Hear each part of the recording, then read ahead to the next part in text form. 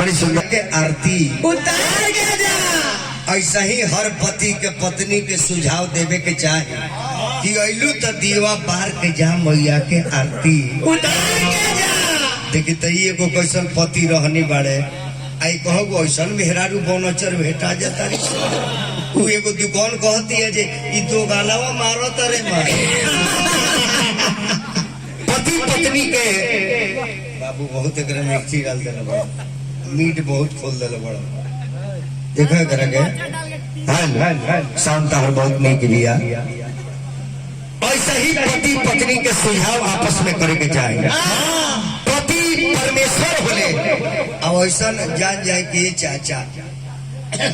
का एगो संजोग बा निमने आदमी के बनौचर मेहरारू मिल जाए हाँ जी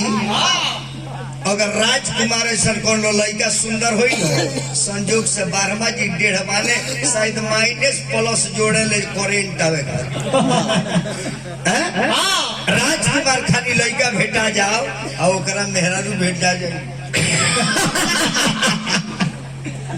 तो कलेक्टर बिया का करबो डॉक्टर बिया जितना चेबरा बड़ा सा चेबरा हेंगे चले अला वो कनी के मेहरारू ये सोरिया राय भेटा सुधाकर बाबू अच्छा बैकुंठपुर के सुधाकर बाबू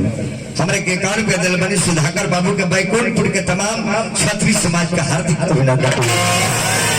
तो चलो तमाशा यही धुन में हमने के चले के बा हवा यही धुन में बाबा जी के घरे चले के बा कि तोरा अखियां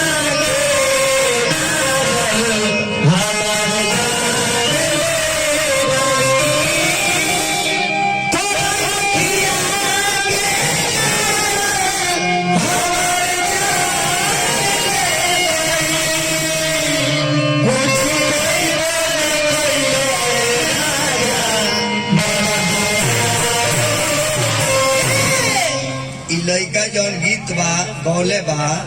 1 नंबर साइंटिस्ट बा देखी का कहता तो रखिया के काजर हम जान ले गई तो मरिए न गई कहता जी तो रखिया के काजर हमार जान ले गई आ फिर कहता जी कुछ भइबो न कोई फिर कोमा में से चलिए अल्लाह में कहता जी मन हरानो देखी तो यही लाठी का मतलब यही धुन में बाबा जी से कहे बका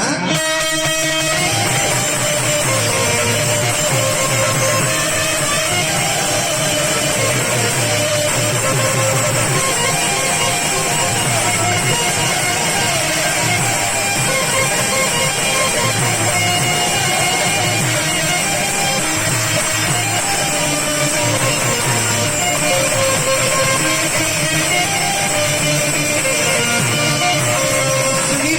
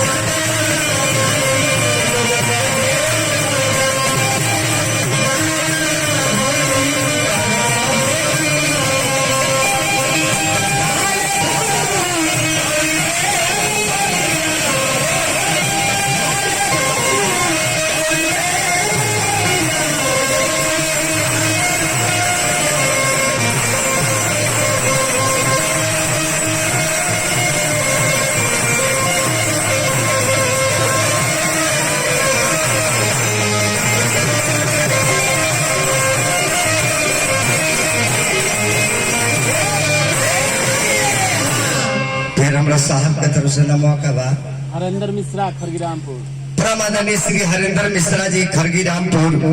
500 रुपया आशीर्वाद दलबनी महाराज जी के गोड़ लगतनी। सुधाकर बाबू बैकुंठपुरी 51 रुपया दलबनी, वहाँ के भी प्रणाम करतनी।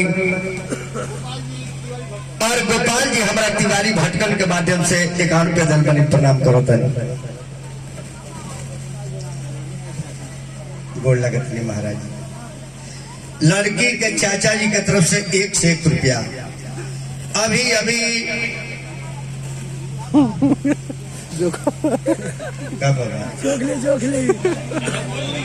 अदालत उस नतीजे पर पहुंची है कि लड़का पक्ष से लड़की पक्ष 372 रन से आगे चल रहा है। अभी जे दहेज ले भाई 8वां न आई, ए से लड़की पक्ष 300-400 रन से आगे जा रहे हैं। अगर तिवारी बाबा आप चुप गए तो हो सकता है कि बोल्ड हो जाए। इसलिए लड़की पक्ष अभी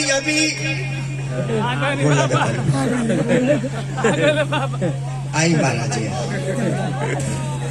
लड़का पक्ष देखिए तो नन हुई थी गोल लगता परमादरणीय श्री प्रदीप तिवारी जी लड़का के दुल्हा सरकार के चाचा श्री लड्डू